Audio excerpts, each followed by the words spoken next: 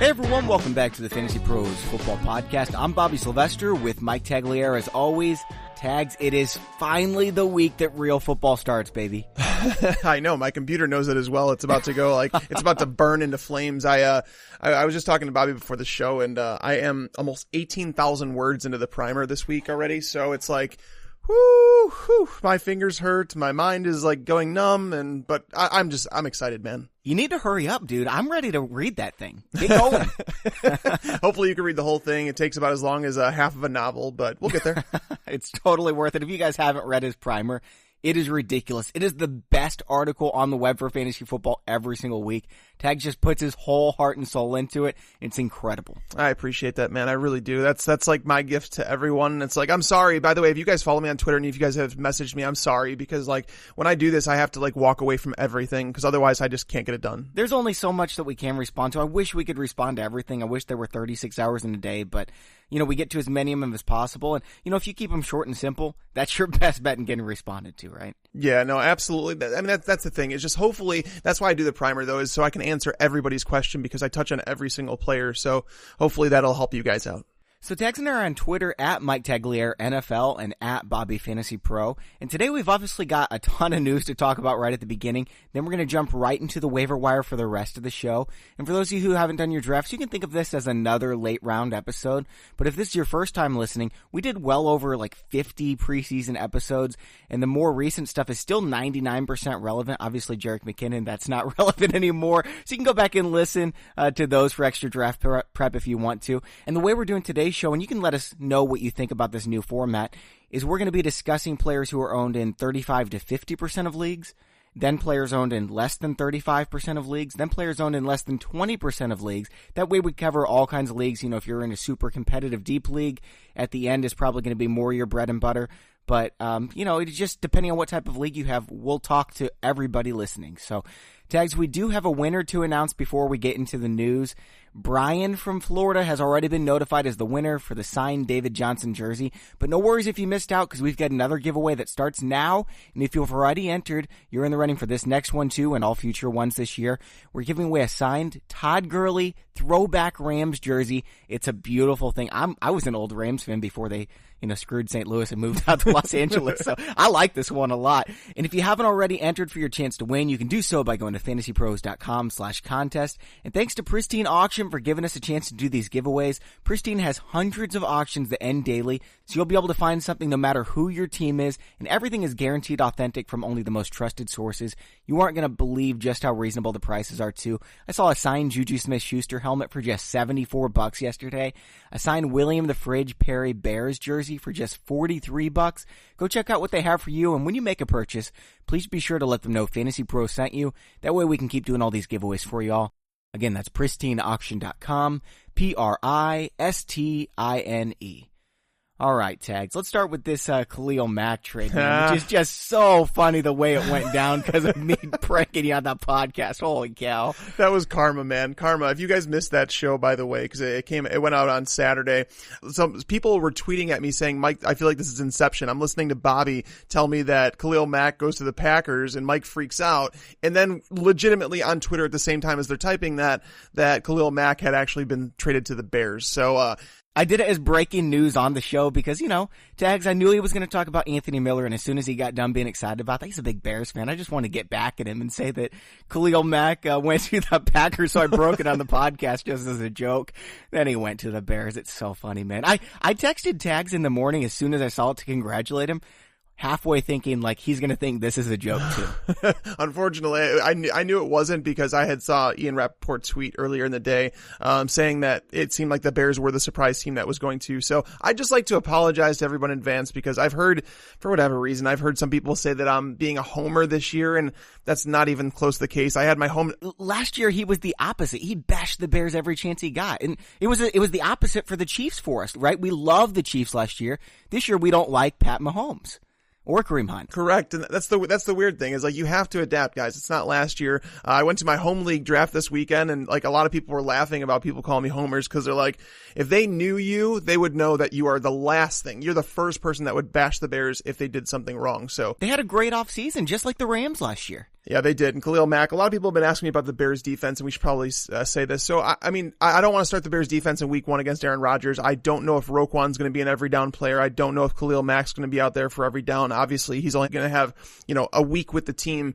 So I do think that they're both going to play. I don't know how long they'll be out there. I don't know if there'll be some miscommunication between the Bears. So I don't want to start in week 1, which means, in essence, they're a streaming defense. I mean, they're going to be streamed in a lot more situations for sure. But I don't feel the need to draft them. I had somebody ask me, like, man, with this Mac news, just how much fab do I spend on the Bears defense? I was like, maybe $1, but I probably wouldn't even spend that. Because the thing is, there's only 5 defenses you want to own week to week, in my opinion. I've got the Bears as the DST 7 at this point. So I'm fine streaming them. They're a great streamer when they've got a decent matchup and a great matchup. They're awesome, but I don't want to own them week to week. Yeah, I'd rather have the Saints or the Ravens in week 1, like easy, and those defenses are available in a lot of leagues, so definitely go after them. All right, let's talk about Antonio Gates, who, again, I don't want to own. I think he's a decent streamer every once in a while, maybe 30-40% of weeks, but he's definitely not somebody that you start, just plug in as your tight end, right? I mean, I think he becomes a streaming option. In week 1, they're playing the Chiefs, and the Chiefs actually were really good against tight ends last year, and that was even without Eric Berry. Now, their secondary has changed a whole lot. Their team has changed a whole lot, so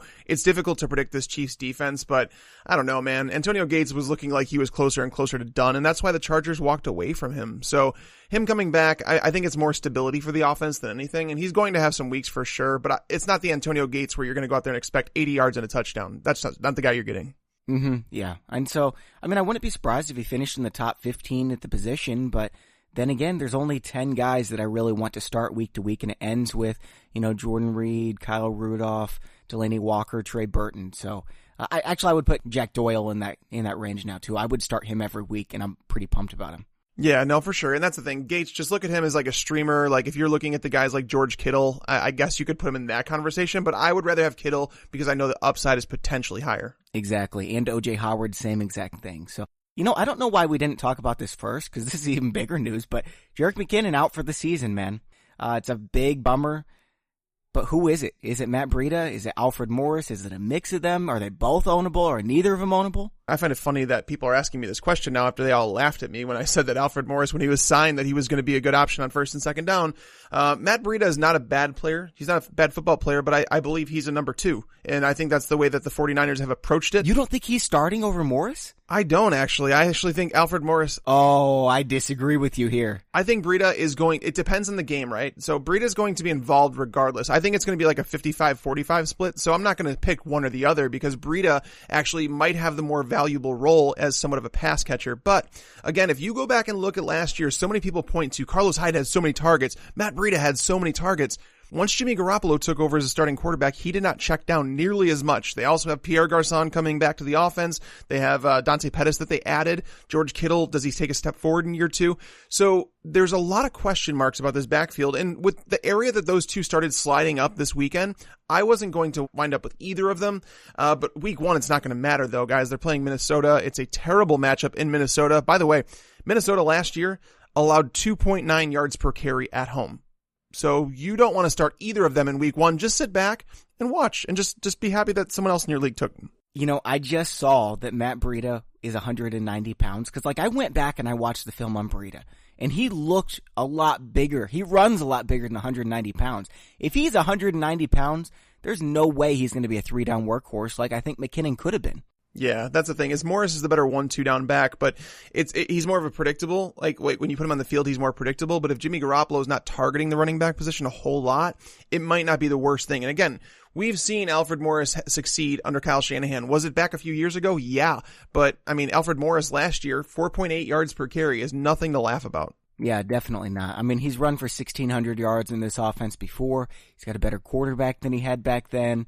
The defense is, I think, pretty bad. A lot of 49ers fans would fight me over this. I don't think they're ready to compete quite yet because the defense just isn't there. And so I think they will end up passing more. With that said, I think Morris is definitely worth owning. I would spend a good, 15 fab on him. I would spend probably 20 on Breida because I think he's going to get more touches. I think he's the better back.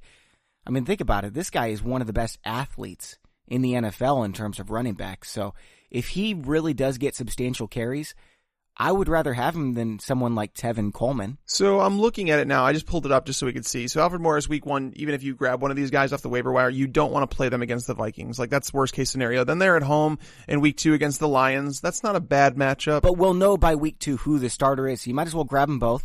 And if one of them's not getting any touches, then you know what? You drop the other guy. For sure. Yeah, and that's basically where I'm at with this. Is like, I'm not going to go over the top. Honestly, I don't even think I'd spend 15% on Morris or Breida on the waiver wire. I'm probably more around the 10% thing, and I'm not let down if I don't get them, because I don't feel like either one of them is going to be a league winner. I prefer to save my fab for like guys like Kenyon Drake last year. I remember on the podcast we were talking about picking him up, and I was willing to use 30% of it because I felt like he could be a game changer. Or Alvin Kamara, he was on the waiver wire for a while. He was at the beginning of the season when I remember that whole London game. It was like we told the podcast. I can't remember. I wish we can go back and listen to some of these episodes. We probably can if we wanted to, but time is of the essence. But I remember talking about Kamara and saying definitely, Adrian Peterson does not look right in this offense. Alvin Kamara is starting to get more touches. He's producing every single week.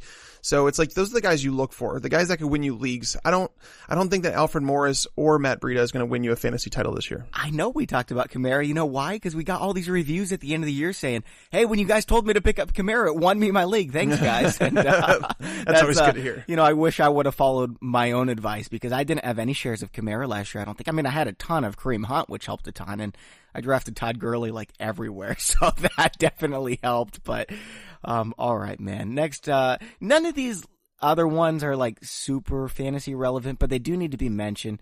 Nathan Peterman is starting for the Bills.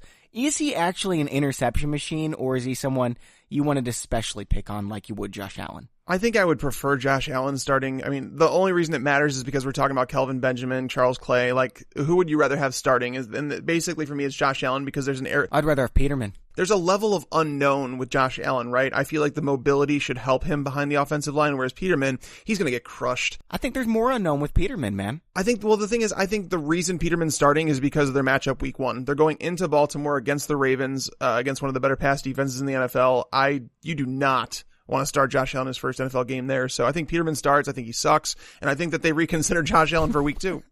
That's why the Ravens, we're going to talk about this later on, right? That's why the Ravens are the most expensive option in DFS this week, is because they get the Bills.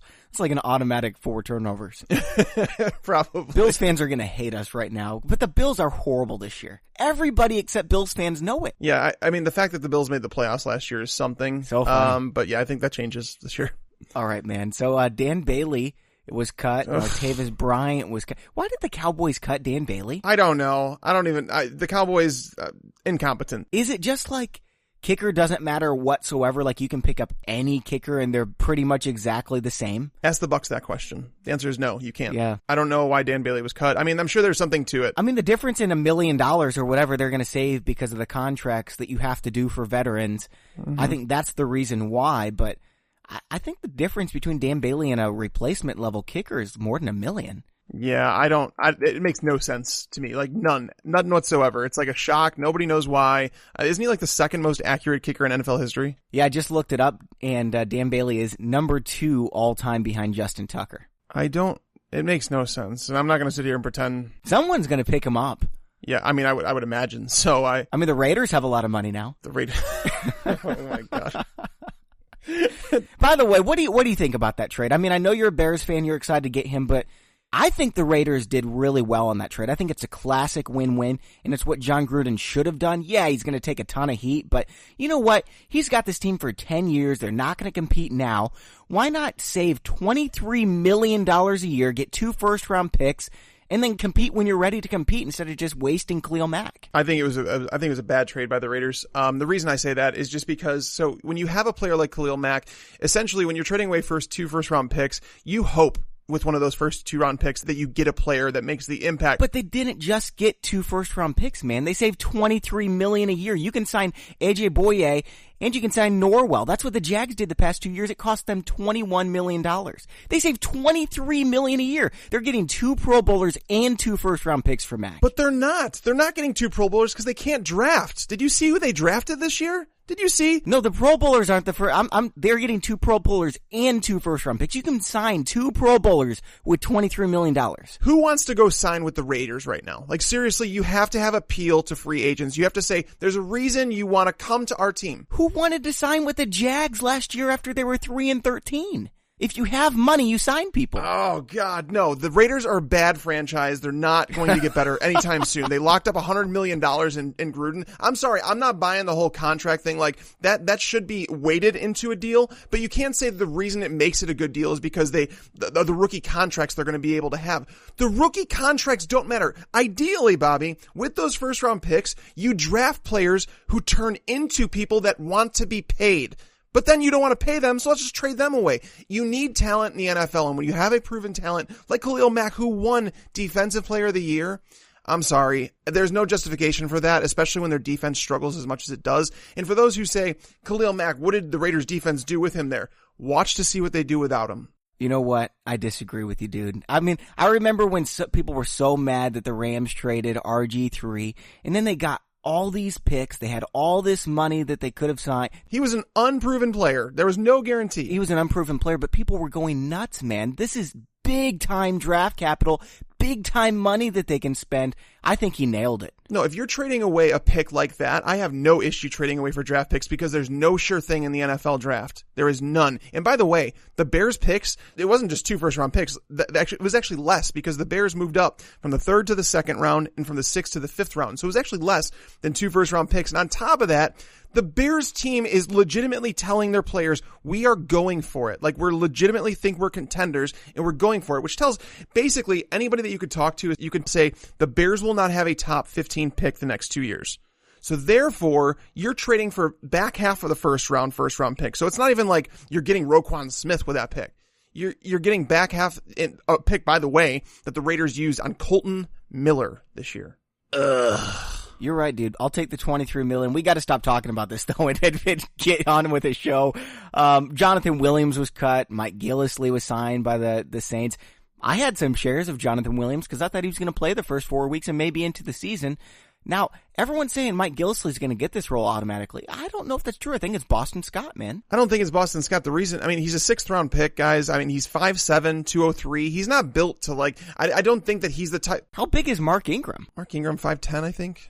He's a little pit bull as well. But I'm saying Boston Scott, the signings that they've done with like Jonathan Williams being atop the depth chart, getting those snaps, and then bringing in Shane Vereen and now bringing in Mike Gillislee, it just tells me that they don't feel like they have the player on the roster needed to fill that role is all. I'm not saying that Boston Scott won't have a role, and I'm not saying that Mike Gillislee is going to be a great start. This is more like if you're in like a dilemma and like you have no running back talent on the waiver wire, you just lost Jerick McKinnon, you have Mark Ingram suspended, all these question marks, that's when you pick up someone like Mike Gillislee, because I would prefer him over Boston Scott just because Gillislee's played in the NFL. He's shown the ability to be competent. Yeah, he could be good.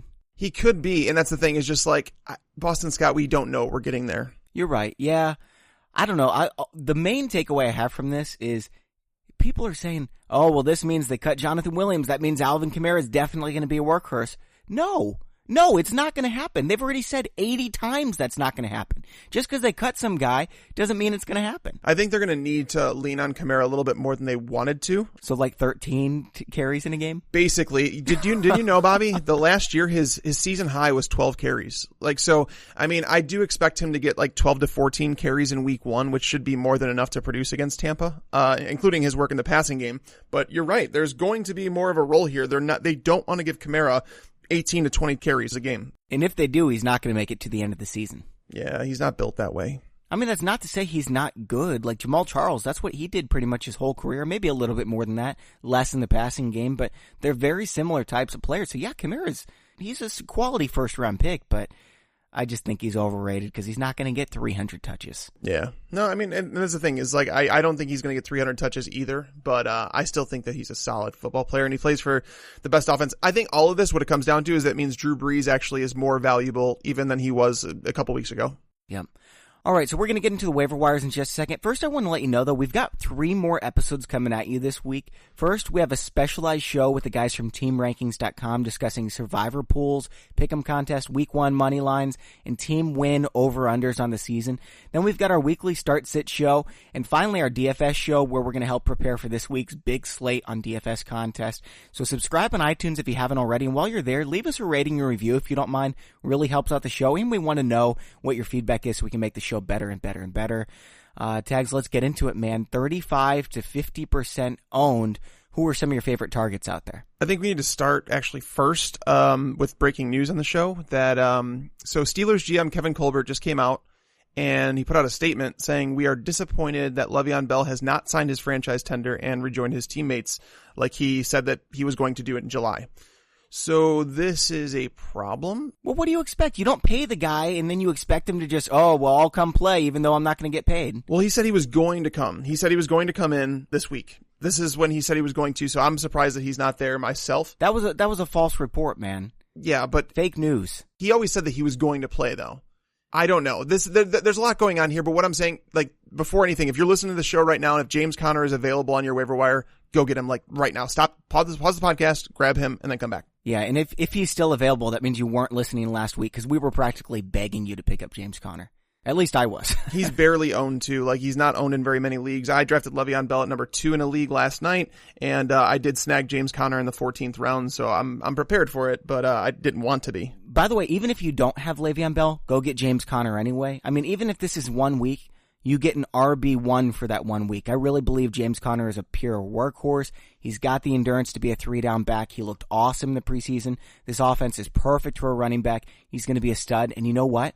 After they see James Conner on the field getting 20 touches, they just might not pay Le'Veon Bell. Who knows when he's coming back? Oh no, they have the offer on the table for Le'Veon Bell. Like he's going. I still believe that he's going to play. I just think this has turned into so much more drama than it needs to be. But again, you're right though, Bobby. Even if you don't have Le'Veon Bell, go out and grab James Conner just because, as you mentioned, it's not a great matchup in week 1 though. By the way, guys, like don't get it twisted here because the Browns. They only allowed 3.3 yards per carry to running backs last year. Best in the NFL. Yeah, like people don't realize that, and that's why I talk about the team and the fact that they have so much more talent than people realize, that the Browns are a very talented team. It's just their coaching is questionable. Connor's out there in 75% of leagues right now, by the way. Yeah, exactly. He's 25% owned. That's just crazy. Oh, Jerick McKinnon's available in 52% of leagues. He's pretty good, isn't he? Man, that just sucks so bad. I mean, I don't have many shares of McKinnon, but it's just a bummer. He was the backup for so long. He was finally going to get his chance, and then poof, doesn't happen. Yeah, for sure. It's definitely, it sucks for him. Absolutely. Matt Breida is obviously, we've already mentioned him. He's available in over 50% of leagues. DeVante Parker, he is somebody that I would recommend picking up for sure. 55% of leagues. I know a lot of people are down on him. Tex, why don't you give your pitch on Parker? I mean, Parker, the thing is like when you actually watch his game film, Parker is not a bad football player. And I know that people will point this out and say he's been a disappointment. He's absolutely been a disappointment from a first round pick standpoint. Yes, the expectations were sky high for him. His first year in the league, he was dealing with a foot injury, which as we've talked about in the show, every time we talk about it, I'm like, if a guy has a foot injury or an ankle injury as a pass catcher the calendar year, you don't want him. He had to have surgery right before the rookie season started. So you saw him get off to a really slow start in the season. He picked up a little bit late. The next year, he was actually pretty good with the targets he got from Ryan Tannehill.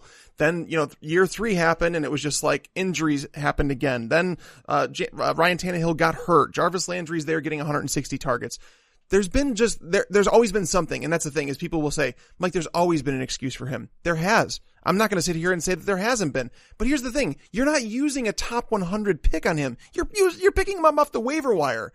I mean, Kenny Stills is not going to be an alpha dog receiver. He's never going to see 130 targets. I stand by that. Agree. So they drafted Parker to be the guy. They're treating him like he's the guy in practice. That's the thing. Well, that's the thing. People are sitting here, like beat reporters have actually went to bat for DeVante Parker recently, and they're like, look, don't stop saying that DeVante Parker's not good at football. He is. He was just getting beat by Xavier Howard in practice, and that's what they were talking about. It's just they were saying that Xavier Howard was more the story than DeVante Parker. So he's a stud. Yeah, Parker, don't play him week 1. Like even if he does play, like let him sit on your bench, but grab him. He's not playing, man. His hand is mauled.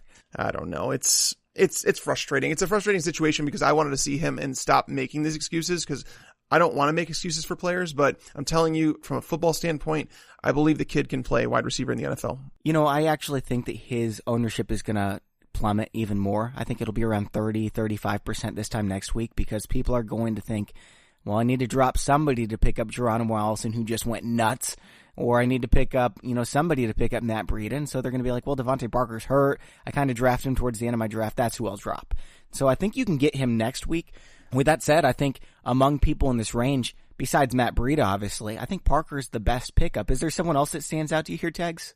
I try to stay away from the 50% just because like those guys, there's a lot of those guys that just seem like they're owned in so many leagues, but yeah, like Keelan Cole, everybody rushed to pick him up. But if he's there, like, would you rather have him or DeVante Parker? I'd still rather have Parker.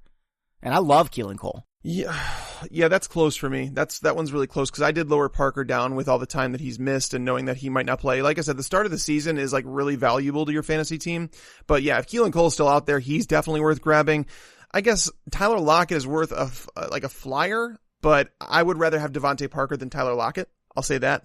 But once you get down to the other, like the ranges below that, that's where things change a little bit and you're taking players with upside that you're hoping can turn into a potential league winner. Let me ask you about two other players here. Actually, three of them, okay? They're all wide receivers. Calvin Ridley, Allen Hurns, Josh Doxson. How much are these guys going to be targeted? Like, is Hurns really the number one in Dallas? And is Doxson the number one in Washington? Yeah, so I don't believe Doxson's the number one. I think Jordan Reed and Jamison Crowder are actually going to top him in targets, so he might be the third option. Chris Thompson's also there too, so Josh Doxson's going to be like a touchdown or bust option most weeks, so I don't have much of Doxson on my teams.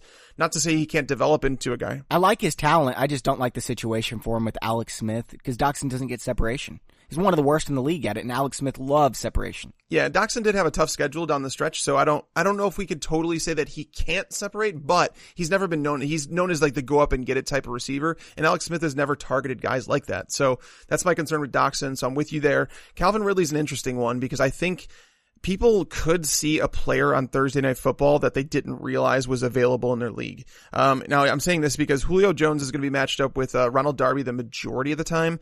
Granted, he's going to move around the formation. They move around Julio a lot. But Calvin Ridley's going to see Jalen Mills quite often. So Jalen Mills has had like a up and down career where he was like one of the worst cornerbacks in the NFL in 2016, and he stepped up in 2017. There's lapses at times, but he's a slow corner. Like he ran a 4.61 40, and Calvin Ridley can burn you deep, like over and over, but he can also run underneath routes. And I think that if you watch the preseason with Calvin Ridley, you could see that he's a very refined route runner. So he came into the NFL, he could run every route. And I think it's like he will benefit from Julio Jones being on the field with him. So if people see Calvin Ridley burn Jalen Mills in week 1, on Thursday night when this game takes place, all of a sudden Calvin Ridley's like a hot pickup, and you could do it beforehand. And by the way, if you grab him, it's your final one. Like, just put him on your bench. If something happens, great. If it doesn't, you could always drop him if you want to. But I'm saying Calvin Ridley could be a player. On top of that, if something happened to Julio, Ridley's going to be an every week fantasy play. I was going to mention, because our DFS show is going to come out after Thursday night. So if you're playing Thursday DFS, Calvin Ridley needs to be in your lineup. I think he's going to have a big game. Yeah, it's a one game slate, so it's really tough, but I think Ridley's a fantastic play if you're trying to win a tournament, because people are going to gravitate towards Julio for sure. And I'm not saying Julio is a bad play, but Ridley's a nice one. Yep. What is Ridley's upside for the season? Like, could he be a top 20 wide receiver even with Jones there? No, not with Julio healthy, because I think Mohamed Sanu still plays a role. Devonta Freeman and Tevin Coleman are still good pass catchers. So, Ridley, as of now, I would say his ceiling with Jones is probably somewhere around 750 to 800 yards and 4 or 5 touchdowns. That's where I think his ceiling is with Jones. I disagree because I think he's special, man. I think he could carve out a role for himself the way that Juju did last year. I love Calvin Ridley. I really do. And by the way, Juju, I was actually working on this Steelers game before, and I think people forget Juju, he padded his stats over the last couple of weeks when Antonio Brown was hurt and out of the lineup. Like, the last 3 weeks were massive for Juju Smith-Schuster. So, his totals wouldn't have looked as good if Antonio Brown was healthy all year. You're right. All right, guys, before we get on to the next range, I want to tell you all a little bit about NFL Game Pass. I used NFL Game Pass a ton during the preseason, watching nearly every down of football with starters on the field, because on NFL Game Pass, you can see all the action from the view the coaches see. You can slow things down and see whether Joe Mixon really is every bit as good as Tags has been saying, or if there's a player you don't really know much about, like Matt Breida. I said I watched a lot of film on him. You can search his name and see every time he touched the ball. NFL Game Pass is phenomenal. You better believe I'm going to be using it even more during the season. You can watch condensed games that are around 45 minutes, so I can watch all the games from over the weekend over the course of just several hours on Monday. That's how I'm going to be spending my Mondays to start the day before we do our podcast when all the injury news breaks and we tell you about the waiver wire and everything like that. You can also replay every game from every angle. There's the broadcast version, commercial free. Then there's Coach's Film, which shows the all 22 angle that pros and coaches use. You can check out NFL Game Pass yourself too and see just how much it's going to improve your fantasy game and frankly just overall enjoyment, because it's a lot of fun to use. We've got a cool offer for you if you do, so you can try it without making any kind of payment yet. If you want a 7-day free trial to NFL Game Pass, go to NFL.com/fantasypros. Game on. All right, man, let's get into this next range, and who's standing out for you here? So the next range is when we get down to like the guys like Chris Godwin and Anthony Miller, you know, talking about sticking with wide receivers anyways, because Chris Godwin, we don't know for sure, but we do know that Chris Godwin is pushing Deshaun Jackson for the number 2 wide receiver role. He's pushing Mike Evans. Yeah, well, I mean, talent-wise, I think he is. I think Mike Evans has always benefited from being like a giant athletic presence. And the thing is Chris Godwin's a really good wide receiver. He's not the crazy, 6'5", 240 pounds that Mike Evans is, but Chris Godwin's a really good football player. I don't think he's going to push him for the number 1 target, but I think Well, sure, but I mean, he's going to take a ton of targets. He's not getting 170 targets like he did in 2016. Right. Yeah. Well, that's not going to happen for sure. But Chris Godwin's someone that I would like. Now, it's a crowded room there. Like, they do have Deshaun Jackson who's going to play. They obviously have the 2 tight ends there. So it's a little worrisome.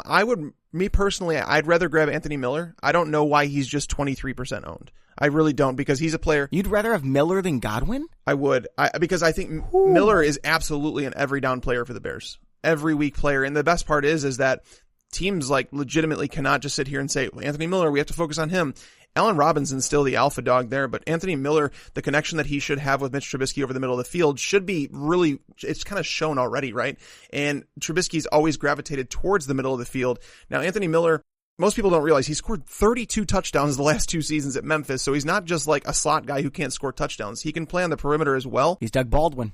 Like you've said before, he's Doug Baldwin. Exactly. He has that type of upside, right? Now, I'm not saying that Trubisky is going to be Russell Wilson, because he's not, but to know that they play the Packers in week 1, it's another game that's on primetime television where people see Anthony Miller and he goes off in week 1, you're not going to be able to get him for cheap afterwards. So if he's just 23% owned and he was undrafted in your league, you don't have to go crazy on these guys, because it means nobody was willing to spend a pick to get them. But if you want to go out there and spend 5% of your fab to get Anthony Miller, do it. I like Anthony Miller. I like him a lot for week 1. I can't justify taking him over Chris Godwin though, because I love Chris Godwin, man. He's my top 42. I think he's my number 41 or 42 wide receiver right now, right behind Keelan Cole, Geronimo Allison, DeVante Parker. I want him on my team. I want Anthony Miller on my team too, but I would rather take Chris Godwin. Tags, let me ask you a question. What are 33% of people doing owning Blake Bortles, Austin Seferian-Jenkins, Dez Bryant? Drop them, guys. Come on. Yeah, drop them for Chris Godwin and Geronimo Allison and Anthony Miller. I agree. Dez Bryant at 32% is still dumbfounding to me. I mean, Blake Bortles at 34%. Do you really need a third quarterback? Because there's no way he's your second quarterback. He might be. Oh, man. Oh, that drives me crazy. What about Michael Gallup, man? I know we've talked about this before, but for the new people to our show, I don't think he's really going to be all that relevant the first 3 or 4 weeks. I think he's 33% owned right now. I think in 4 weeks he's 10% owned, and then he's like the biggest waiver wire pickup 1 week after a big breakout. So, fun story. I was in a draft last night, and I got Allen Hurns, I think, in like the 12th round. That was my first share of Allen Hurns, but he fell so far. And it's a league where we have like 8 bench spots. So it's like a really deep league. So he's not a starter for me. And then I actually grabbed Gallup in the 16th round, because I was like, you know what? I'm going to end up with the starter for the Cowboys one way or the other. Like basically their number 1 receiver. Terrence Williams is not going to do it. Cole Beasley is what he is. They don't have a tight end that's like dominant there. I know they're talking about Ezekiel Elliott getting more involved in the passing game, but seriously, I was okay with it, grabbing those 2 on my bench. So if you can pull off that type of scenario where you get Dak Prescott's number 1 receiver one way or the other, I'm okay with it. Like, Dak's going to get his. Yeah, most of the time you can't get Hearns as late as I did, which is, like I said, why it's my first share of him. And Gallup in deep benches, I'm okay adding him because he's probably going to take a couple weeks, but he is going to find his way into that starting lineup. Yeah. What do you think about Cam Meredith, man? He's not going to actually start for the Saints, is he? He looked fine in the preseason, but Austin Carr was playing twice as many snaps with the first team. He was not even guaranteed a roster spot. I mean, he had a good final preseason week 4 game, which helped him make the roster, but it's going to be really up and down. I mean, you go back to the Saints, you look at Devery Henderson, you look at guys like Brandon Coleman, like these names people remember. Everyone was excited about Brandon Coleman, and then everyone was disappointed about Coleman. I think it's the same kind of thing with Meredith. Remember how everybody was excited about Willie Snead last year too? Like people were drafting Willie Snead as a top 36 receiver last year, and I wasn't one of them people, but what I'm saying is like they want to attach themselves to Drew Brees, and I get that, but Ted Ginn is still the number 2 there, and Traquan Smith, they drafted him for a reason. He had a really, really good preseason, so it's very possible that Traquan Smith is the starter over Cameron Meredith. So, and even if he is, like, he's not really all that exciting either because they've got Thomas, because they've got Kamara, because he's going to throw to the tight ends, whether it's Watson or my favorite, Dan Arnold. Well, don't draft Dan Arnold. That's not what I'm saying. I'm just saying look out for him. He's going to be a waiver wire guy when he takes over for Watson, but I don't think Meredith or Traquan Smith or Austin Carr, whoever is the number 3, is going to be someone you can trust week to week. Exactly. Though I was about to say, like, those guys are not league winners. They're not someone you put on your bench. Those are guys that you pick up during bye weeks if you want just like some upside to toss into your lineup. That's it. Yeah. So I love Chris Godwin. I like Anthony Miller. But the best pickup in this range, even more than James Conner, who we're going to talk about in a second, is the guy who actually is starting. For an offense that could score 450 points, it's Jordan Wilkins. He is starting week 1, baby. 28% owned.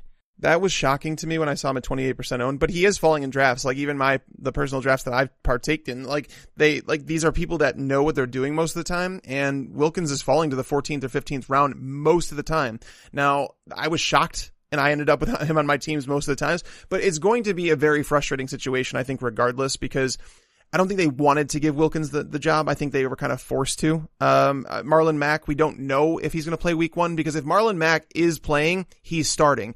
But as of right now, Wilkins is the guy that is slated to start because Marlon Mack still hasn't gotten back to practice. So if that's the case, I mean, it's a weird week, right? And the reason that I'm okay with Wilkins is because they're playing the Bengals. The Bengals are going to be without Vontaze Burfict. Obviously, in the middle of the field, he's a cog. But the thing is, this should be a game where the Bengals put up some points on the Colts, and they need a player who can work on third down. And Jordan Wilkins does that. Nyheim Hines just kind of blew his role. Like, Nyheim Hines was supposed to have that role, but he's been so bad, they have to figure out another way. So I think Jordan Wilkins is the only other option. So yeah, he's going to be like an RB3 flex option in week 1 if Marlon Mack is out. So it's very rare to find that in the waiver wire for week 1. Would you rather have Jordan Wilkins or Anthony Miller? Depends on my team. If I'm really short at running back, I'll definitely grab Wilkins. But if all is good and like I have my running backs, I'm just looking to fill my bench, Miller. Yeah, I think Miller probably has more upside. No, he doesn't have more upside. Wilkins' upside is higher. I think it's more likely that Miller is somebody that you use every week than Wilkins. So tell me that you don't feel it. Like, so part of me, and again, I'm trying not to be a Bears homer here, but tell me that you don't get the vibe around Anthony Miller like you did about Odell Beckham a few years ago. No, not even close. No? No, and the reason why is because of Trey Burton, man, and Allen Robinson, and frankly, Mitch Trubisky. I just mean the hype around the player. So many people were talking up Odell Beckham in the offseason. Then he obviously got his hamstring hurt, so it set back everything, and then people dropped him. But like the hype around him, I feel like everybody... It's similar. It really is, yeah. That's more what I was saying. I don't think he's going to produce like Odell Beckham. I'm definitely not saying that. Yeah, you would never say that really about any rookie wide receiver. I don't think you'd say that about any wide receiver in general. Like Odell Beckham has been like literally the best wide receiver in fantasy. Like the boom bust and everything in between on Odell Beckham since he's come into the NFL is quite ridiculous. Best in NFL history, man. Yeah, it's been ridiculous. And like I don't know if that sticks now. I don't know if things change under Pat Shurmur, if he's going to be that player, but still, like he's been dominant. Like I won't compare someone to him, but I'm saying the hype that is building and like surrounding someone like Anthony Miller, like every single beat writer that has gone to Bears camp talked about Anthony Miller and saying like this kid is like the real deal. Like he's going to make an impact. You know the last player who was like that, the last rookie wide receiver? Michael Thomas. You remember that? Oh God, Michael Thomas had an awesome camp. Same exact thing. Everyone was like, oh man, this is the dude. You got to draft him. And I screwed up with that, man. Like, and I've paid for it because I drafted Michael Thomas a few places and then people were offering me trades because of all that hype that was coming. And I traded him in a couple dynasty leagues thinking, okay, he's tied to Drew Brees. Like he's going to produce for the first couple of years, but after that, but Michael Thomas is the real deal. I ended up trading back for him in a few leagues because like Michael Thomas is so good. Yep. I don't know if Anthony Miller is one of those guys. I think he's got the potential to be, though. I really do believe that he's going to be a wide receiver one someday. I just don't know how soon it happens with a Mitch Trubisky offense. We'll see if he takes a step forward. Trey Burton there, Allen Robinson there. You know, I think he's going to be fine. For sure. And what about, another player I wanted to ask you about, John Ross. I mean, he's only 21% owned. Would you rather have someone like John Ross or Josh Doxson? John Ross, because, I mean, what is Doxson's upside? Mm-hmm. I don't know. I mean, we've seen what Brandon LaFell's upside was when A.J. Green was out, and Brandon LaFell is half the receiver John Ross was. There's a reason they cut Brandon LaFell. John Ross could be awesome. You remember Deshaun Jackson back in the day? Same guy. Could be. Could very well be. John Ross is a player, and he's playing the Colts in week 1. Their cornerbacks are not very good. Now, granted, I've got John Ross. I've already set up 80 DFS lineups probably, and John Ross is in several of them.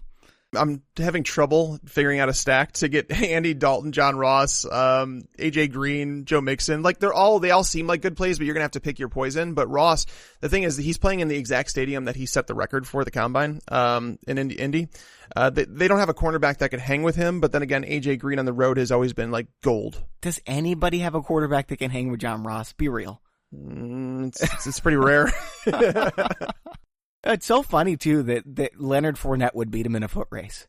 Actually, I don't know about that. I know Leonard Fournette can beat Tyreek Hill. I don't know if he can beat John Ross though. We haven't seen him in pads just yet in terms of play with the ball in his hands, but I assume John Ross is going to be pretty fast. But here's a question for you.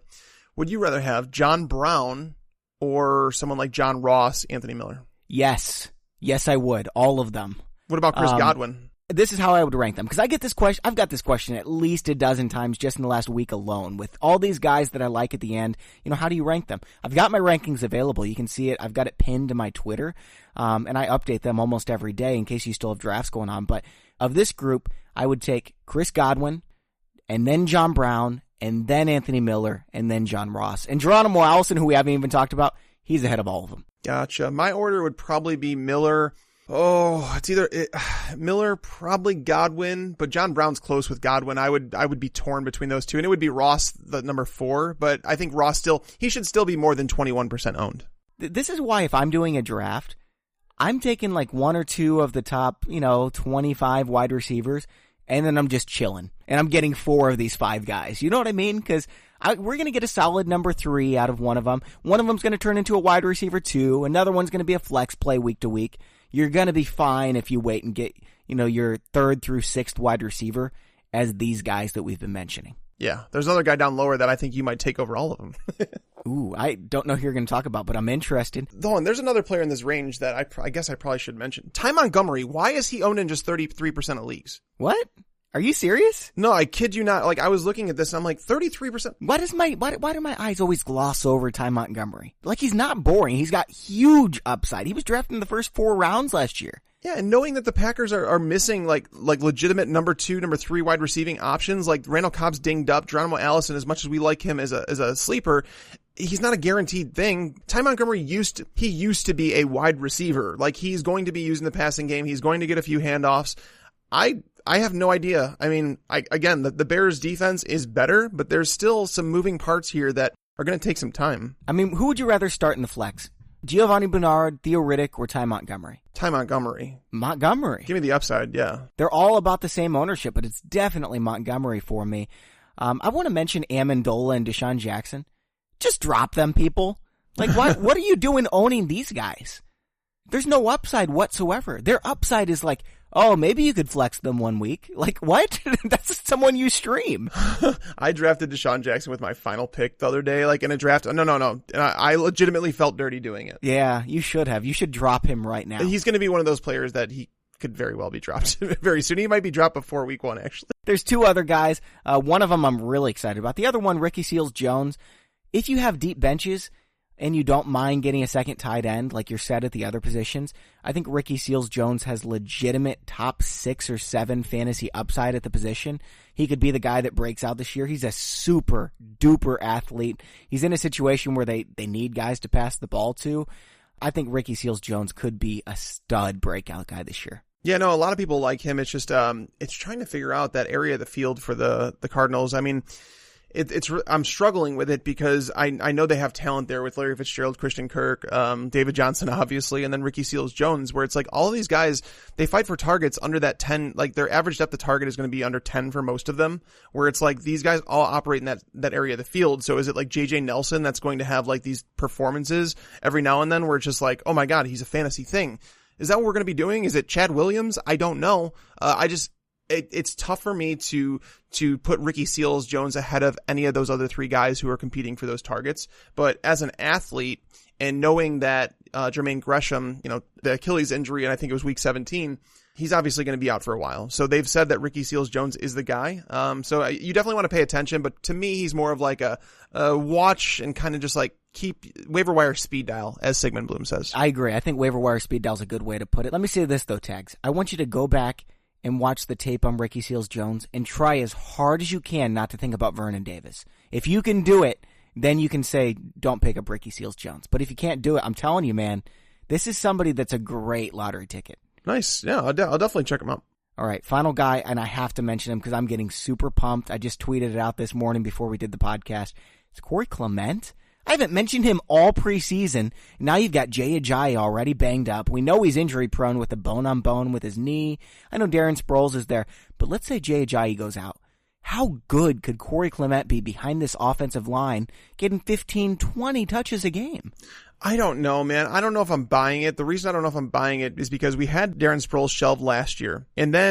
And he's supposedly the closest thing, I guess, to that role. And he never even got to 30 snaps in a game. Jay Ajayi didn't come till later in the season. LeGarrette Blount wasn't very, good. And he's obviously not a passing down guy.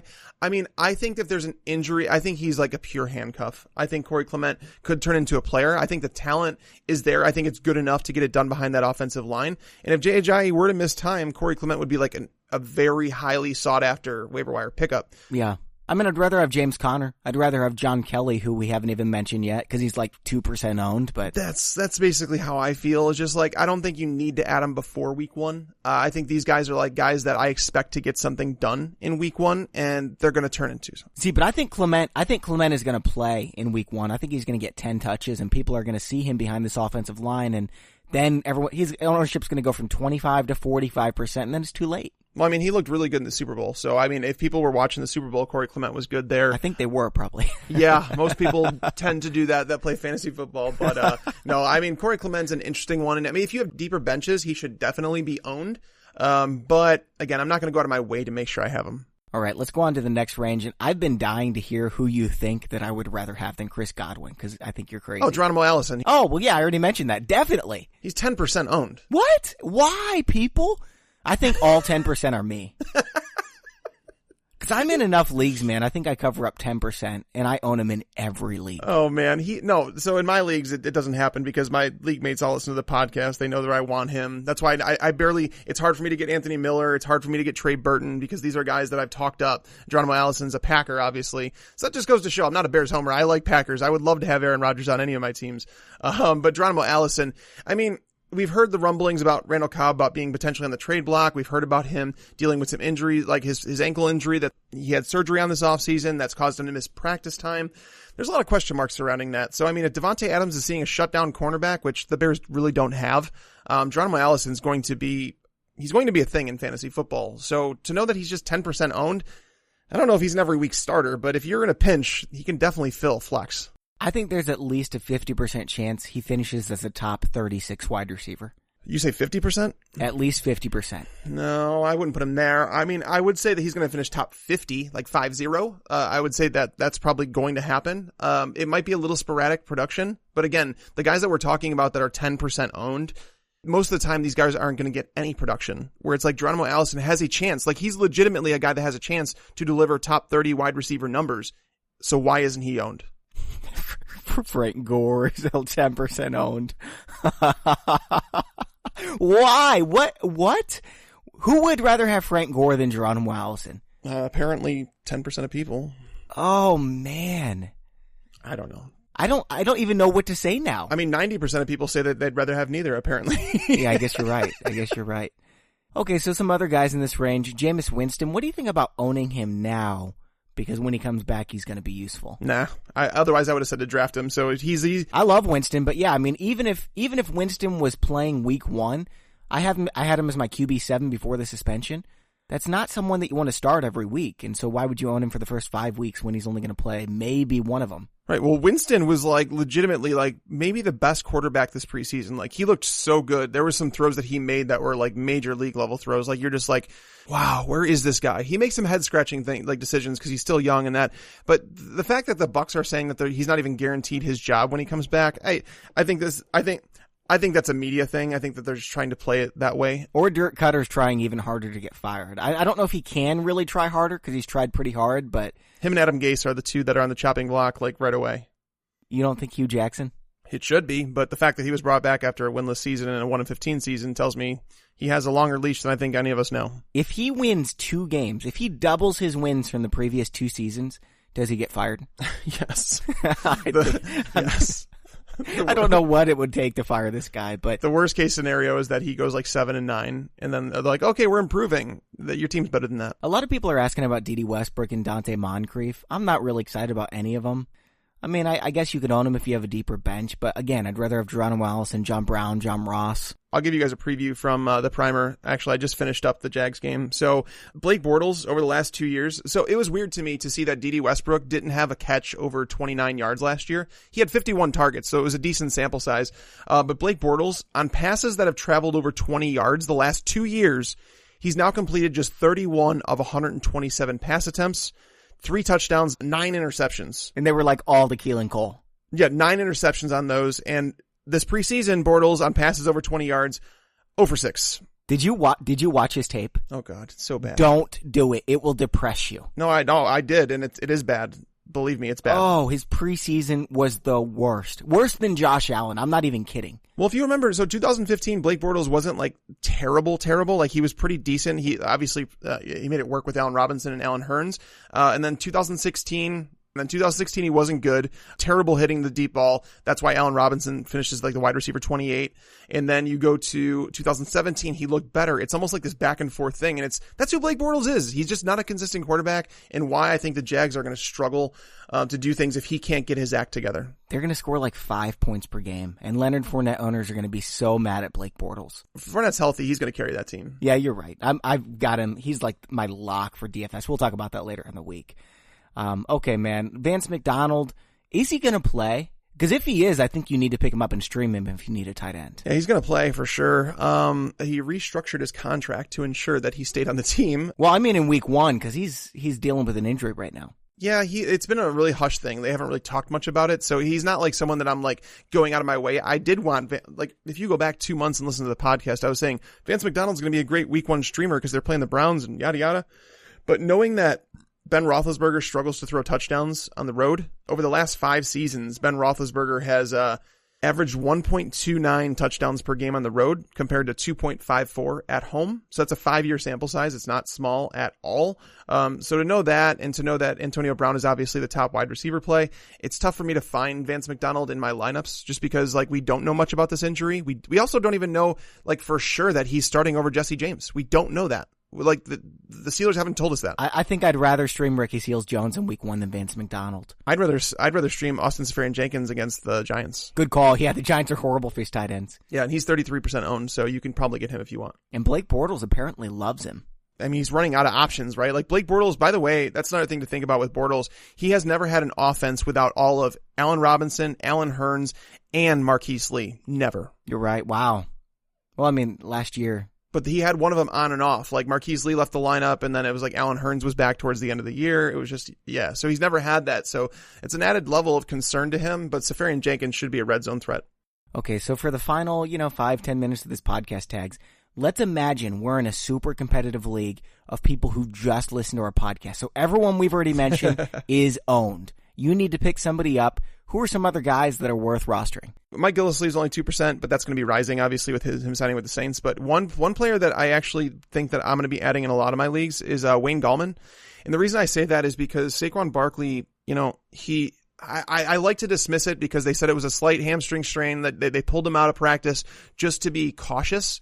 And I still believe that he is going to be fine. But if for whatever reason Saquon Barkley's hamstring does act up, they're going to shut him down for weeks. And Wayne Gallman is easily the best backup running back there. And here's the thing. I'm not saying that Wayne Gallman is going to get it done on first and second down. He's not, because Saquon Barkley is going to take someone at his skill level to get big things done behind that offensive line to start the year. But Wayne Gallman is an excellent pass catcher. He can stay on the field for all 3 downs. He severely outplayed Jonathan Stewart this preseason, and it wasn't even close. Have you seen the schedule, though? Do you want to play him against Jacksonville, Dallas, Houston, New Orleans, Carolina, Philadelphia, Atlanta? Jacksonville's not as daunting of a matchup as people think it is against the run. They're a good defense for sure, the scoring. Well, once they got Marcel Darius, they were the best in the league against the run. I don't think they were. I think that they were for a time, and then they slowly down the stretch they actually got a little worse. But they did get better for sure. And now they have some pieces moving around at linebacker. So, but what I'm saying is, like, you're not starting Wayne Gallman in week 1 though, because Barkley's starting. Like, so I'm saying it's more of the fact, like, getting him before that game. So if Barkley does tweak that hamstring, then you have Wayne Gallman for, week 2. And that's a good reason to have James Conner as well, because Le'Veon Bell hasn't played in a long time. Like, if he goes out there and he's not conditioned right and he tweaks something and he's not proven to be the most durable running back, then you've got James Conner for 3-4 weeks. Yeah, that would be pretty nice to have. Another one that I want to put out there, and, like, I know some people are probably going to throw up, but it's Cordarrelle Patterson. He's only 3% owned. And if you guys saw, so it's really weird because the Patriots just continue to grab other people's garbage. And I think there were some good moves they made, but when they released their 52-man depth chart, there was 3 wide receivers on it. 3, like, on their entire team. It was Chris Hogan. It was, Philip Dorsett, and it was Cordarrelle Patterson. That's it? That was it. Now, obviously Julian Edelman's left off that because he's suspended. So they added, they went out and snagged, Chad Hansen. The Jets released him, which was really odd to me. I don't know why they did, because Chad Hansen was really good at Cal. Oh man, he's the next great one. He could be the next Chris Hogan on that team, like, legitimately. Exactly. I like Chad Hansen. Yeah, he's a solid NFL player, and the Jets, I'm really shocked at that, because I don't know why you would keep Terrell Pryor over Hansen. Pryor is like 29 years old now, 30, almost 30. I don't know. I think it's dumb, but it whatever.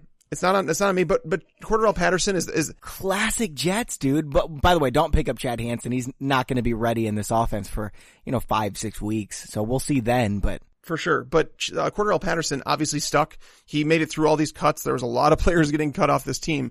So Patterson is the type of player that they can use in a variety of different ways. They can use him out of the backfield. They can use him on screen passes. He can make things work after the catch. This could be a revival of Cordarrelle Patterson's career. So you'll see what you have. Like, cause that's the thing. We've talked about it. This is the most important week for waiver wires because, after week 1, because we're going to have the snap counts. We're going to know who's on the field. Like, so next week's show, you guys are going to listen in. You guys are going to learn some things, because just because a player doesn't produce, if he's getting snaps, if he's on the field, that matters. So we'll talk about all that stuff. But Cordarrelle Patterson is someone who should be on the field the majority of the time. What about Jeremy Hill? Is he going to play in week 1? That's a question mark, and I'm struggling. That's another issue in itself. But the Texans don't allow much on the ground, especially with J.J. Watt back, Whitney Merciless, Jadeveon Clowney. Their front seven's nasty. So I don't think the Patriots are going to be able to run the ball very well. Yeah, but they don't need. It's not like he's going to get 15 touches. He's going to get the touches on the goal line, and the Patriots are going to get to the goal line. That could be Sony Michel still. So the thing is I was reading more on Sony Michel and their expectations for him. The running backs coach came out and said, he's like, Sony Michel, people want to talk about he missed the preseason, but what they don't realize, he's been in team meetings, he's been in our walkthroughs, he's been in everything. We know he's a player. There's a reason we drafted him. So we expect him to come in and be involved right away. So that tells me that Sony Michel might be overlooked a little bit in week 1. So Jeremy Hill, I don't want to play him just because it's a game where they're not going to be able to run the ball very well. And when they get out on the goal line, they could go to Gronkowski. They could go to any of the running backs, like in the passing game. I just think it's going to be a passing heavy script for them and to get the ball out really fast because that offensive line is bad, legit bad right now. I got some other names here, and a lot of these are handcuffs. I'm not saying, you have to get the handcuff for your team. Just these are good backup running backs, kind of like what we talked about with James Conner, where if the running back was to go down, they would immediately become solid RB2s or maybe even RB1s. Spencer Ware, we've seen him do it before. John Kelly, he'd be a top 7 or 8 running back right away, in my opinion. He's the backup for Todd Gurley, and he is a stud. Let's see, who else we have here? Rod Smith. Chase Edmonds, the backup for David Johnson. Do you like any of these guys more than the other? Oh, yeah. I like all those guys, and they're all handcuffs, and those are the tough ones for me to hang on to until there's an injury. Now, obviously, they're not playing anymore before week 1, so they're tough for me. But if, I understand the thought behind it. And by the way, Bobby, there's some breaking news. So I shouldn't say breaking news. It's Cecil Lammey. He's a beat writer and a radio host in Denver. He's saying that we are going to get a new Broncos depth chart today, and he's expecting Royce Freeman to be named the starter. Ooh, I like that. It seems like I kept drafting him even after the news, even though I was mad.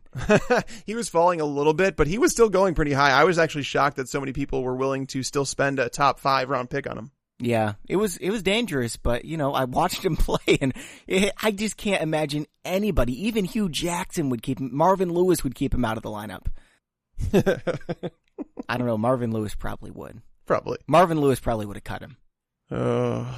Okay, let's talk. Also, TJ Yeldon. I know you love him, so I wanted to mention him as a backup to Leonard Fournette, who is definitely injury prone, and Yeldon could handle the workload. A couple wide receivers. What do you think about Cortland Sutton and Christian Kirk? Both of them are rookies, lots of talent.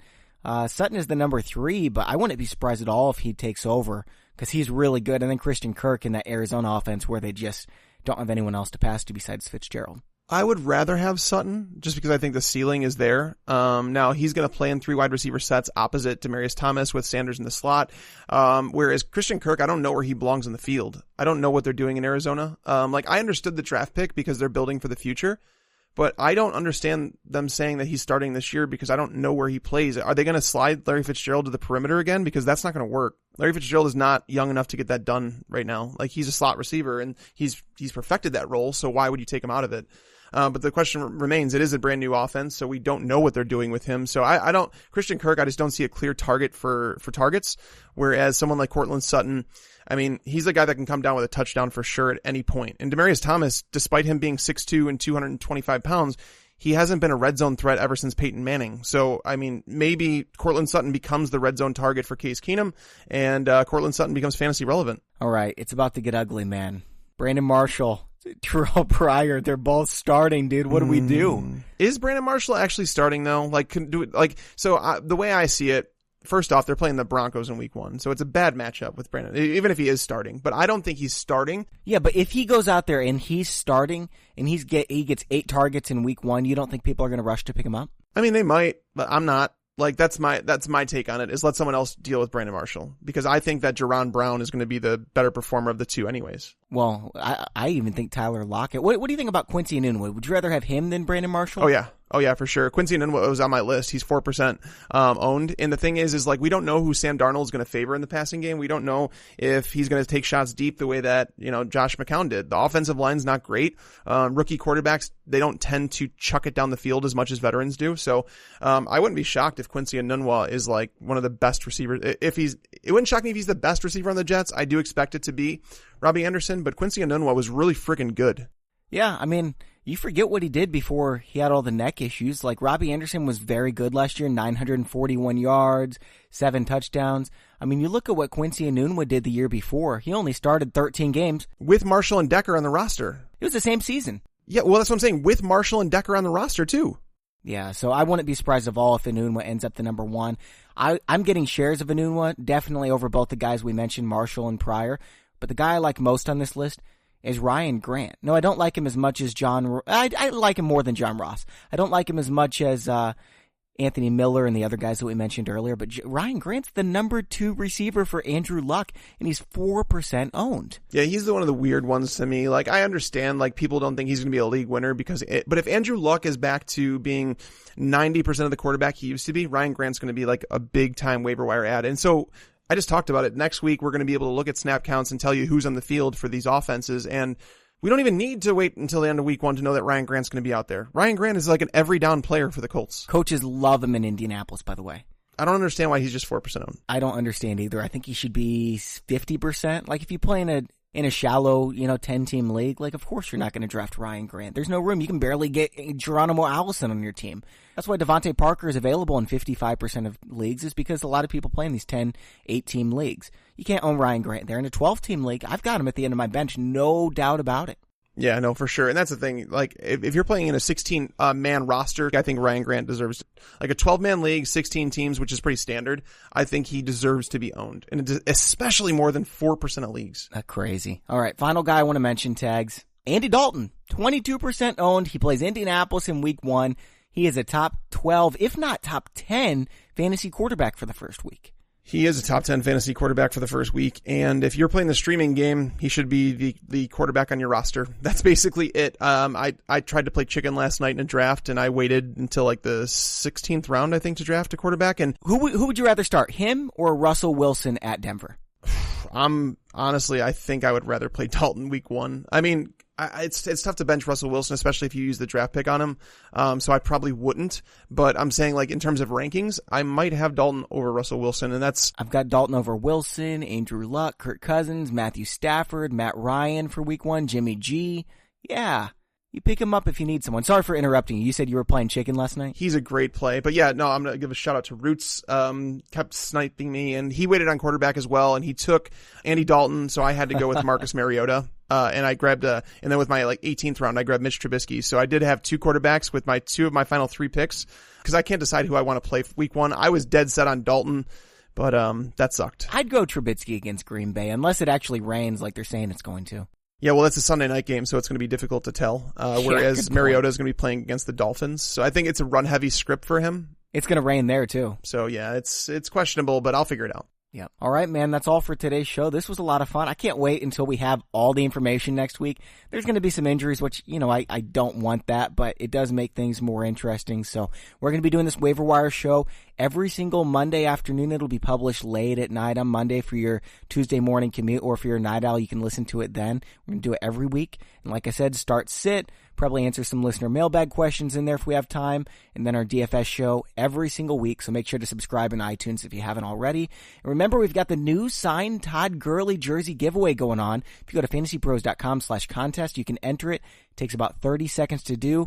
And thanks to Pristine Auction for giving us a chance to do these giveaways. Go check out what they have for you. Again, that's Pristine. And thanks also to NFL Game Pass, where you can get a 7-day free trial of NFL Game Pass by going to NFL.com/fantasypros. For Mike Tagliere, I'm Bobby Sylvester. Thanks for listening, and enjoy your football. I just wanted you to watch me dissolve.